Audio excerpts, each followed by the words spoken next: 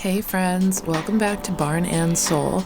I'm Kendall, coming to you from Dalby Farm in Scituate, Massachusetts, where the animals outnumber the people and the rare breeds have a fighting chance.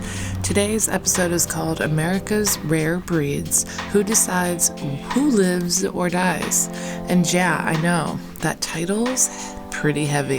But this is a topic that's been on my mind a lot lately, especially as we head into the busy summer season at the farm, where visitors meet animals they've never even heard of. So let's get into it. The overlooked animals, the forgotten genetics, the conservation work that some breeds get and others don't. First, some fast facts. A little snapshot of where we are at. 60 plus animal breeds in the U.S. are considered threatened or critically endangered. About 95% of U.S. dairy products come from a single breed, the Holstein. Some endangered breeds, like the Choctaw hog, have fewer than 200 animals left worldwide. Heritage breeds often have better immunity, longer lifespans, and adapt better to pasture-based farming than industrial breeds.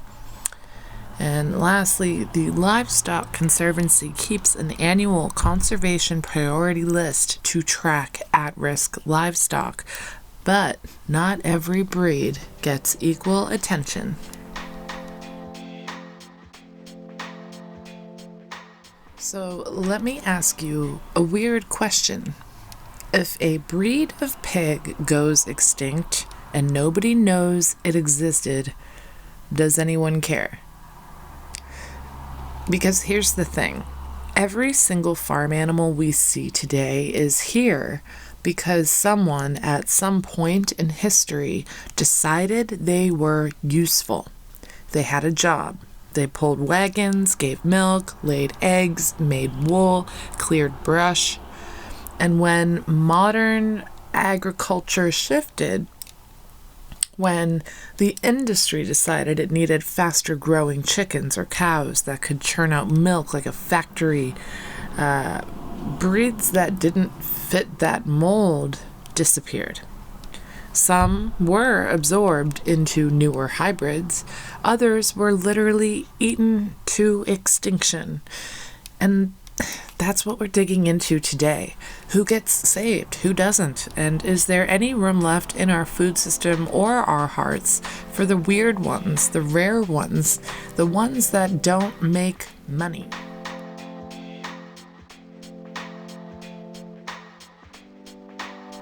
You've probably heard of endangered wild animals, right? Gorillas, rhinos, polar bears. But the truth is, farm animals can be endangered too. There's this entire organization, as I've just mentioned, called the Livestock Conservancy. They're kind of like the Noah's Ark of agriculture. Their whole job is to monitor which livestock and poultry breeds are fading from existence. Every year, they publish something called the Conservation Priority List, which ranks breeds by how close they are to vanishing.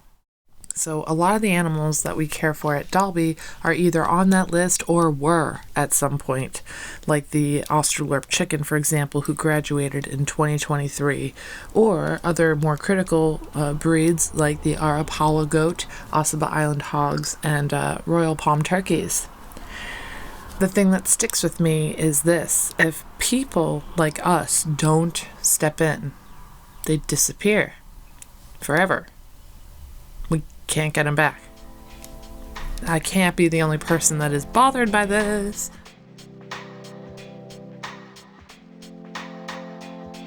Let's talk about dairy cows for a second. Most people assume there are a bunch of cow breeds out there giving us milk, right? Wrong. About 95% of all dairy products in the U.S. come from one breed, the Holstein. I don't know if I'm saying that right. They're those classic black and white cows you see in every single cartoon. And the scary part is that researchers have found that the genetic diversity among these American cows is so shallow that it's like we only have 34 unique cows left, genetically speaking. In other words, if a disease popped up that these cows couldn't find an immunity to, we'd be in very big trouble. Big trouble. This is literally all our eggs, so to speak, in one basket. It's why diversity matters, not just in wild species, but in our food sources as well.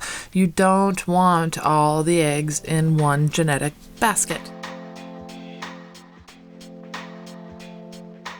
As if it's not complicated enough, it gets more complicated and even a bit frustrating.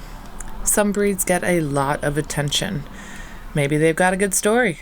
Maybe they've been featured on a cooking show or tied to a big-name chef. Maybe a major farm school or celebrity got behind them. Others? Forgotten. Take the Choctaw hog, for example. This breed has deep roots in the indigenous agriculture. They're small, hardy, and survived in the southeastern U.S. for generations. But today, there are maybe only a few hundred left in the world. They're not commercial, so they get less funding, less coverage, less attention, less everything. Even I hadn't heard that name yet in doing research for this episode. So what does that tell you? Same goes for the Randall lineback cow, a New England dairy breed that practically vanished after World War II. They are making a comeback now, but it's been slow and mostly driven by, again, small, passionate farms and nonprofits. There's no official committee deciding which breeds get saved. But in practice, it comes down to what people are willing to care about, what they'll fund, what they'll eat, what stories they'll share. Okay, so let me bring this home a little. At Dalby Farm, we don't raise animals for meat. We raise them for education, for connection, and for survival. Because if people don't meet these animals or learn their stories, they won't miss them if and when they're gone. We've had people tear up meeting our Arapawa goats, once thought to be descended from Old English breeds, lost to time. We've had kids fall in love with our American chinchilla rabbits and ask if they can save them all. And while we can't, sadly, save every breed, we are just one farm after all. We can help create the ripple that could.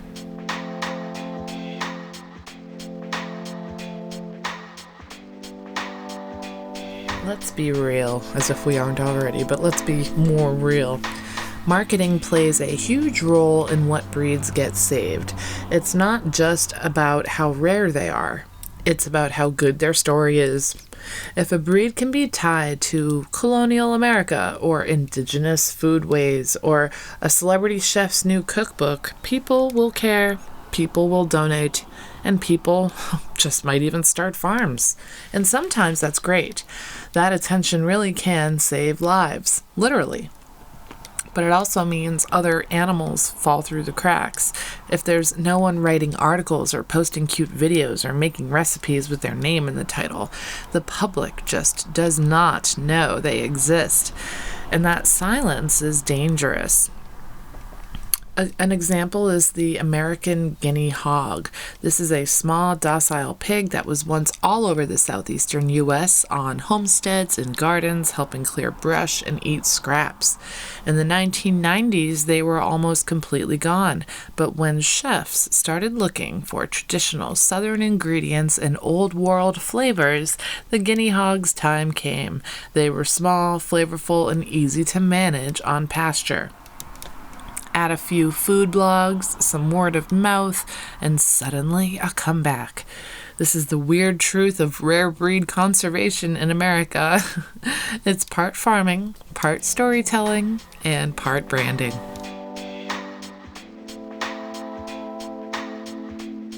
Here's the hard part. Some animals just don't come back. Not because they couldn't, not because they weren't special, but because they weren't marketable. There was a sheep breed in the UK, the Calm Valley sheep, that went extinct in the 1970s because nobody thought they were worth saving. They weren't pretty. They didn't produce wool as fine as the next breed. They weren't the fastest growing, so quietly they disappeared. That has always haunted me, to think about how we let these animals just disappear. Not only, abroad, but it's happening in the US too. Then there's the San Clemente island goat, which the US Navy almost wiped out entirely because they were considered a nuisance on a military base. It took independent breeders and conservationists decades to rebuild those numbers, and even now they're still listed as critical.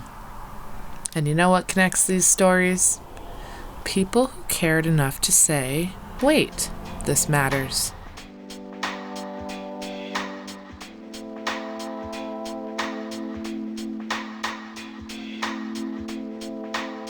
You might be sitting there listening, thinking, I don't have land, I don't have animals. What could I possibly do about this? And I want to say right now, you don't need to own a farm to make a difference. Even just by listening to this here, you're doing something productive. But here's how you can help. Learn the names. Seriously, just knowing what kinds of breeds exist is powerful. Especially the ones that are on the brink of extinction, like the Arapawa Island goat. Share the stories. Post about them. Share my posts. Talk about them. Talk about Dalby, whatever. Mention them wherever you go. Support heritage meats and eggs. If you do eat animal products, look for words like pasture-raised, heritage breed, or certifications from places like American Pastured Poultry Producers. Visit farms. Visit local agriculture. Show up for small farms and educators. Ask what they're raising and why. You can donate or adopt through groups like the Livestock Conservancy or Rare Breeds Survival Trust. Some offer symbolic adoptions that directly support conservation work. Even here at Dalby, you can sponsor an animal, or you could sponsor one of these episodes.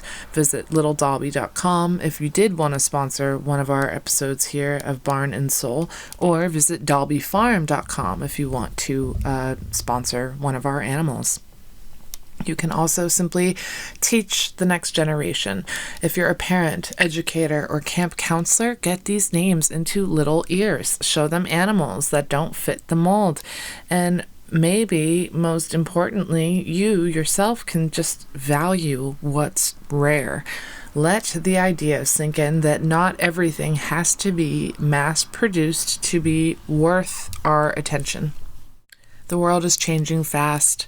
Climate, economy, food systems, they're all shifting. And the breeds that can adapt, forage, survive on less, and thrive on pasture, they're not the industrial ones. They're the rare ones, the heritage ones, the animals your great-great-grandparents might have raised. Genetic diversity is not optional. It's insurance. It's resilience. And letting it fade for the sake of uniformity is like burning old books because we don't read them anymore. Someday we really might need what's inside. And I think about that a lot at Dalby. Every time a kid meets an Arapawa goat or pets the sheep or looks at the royal palm turkeys, I wonder, will that be the memory that makes them care?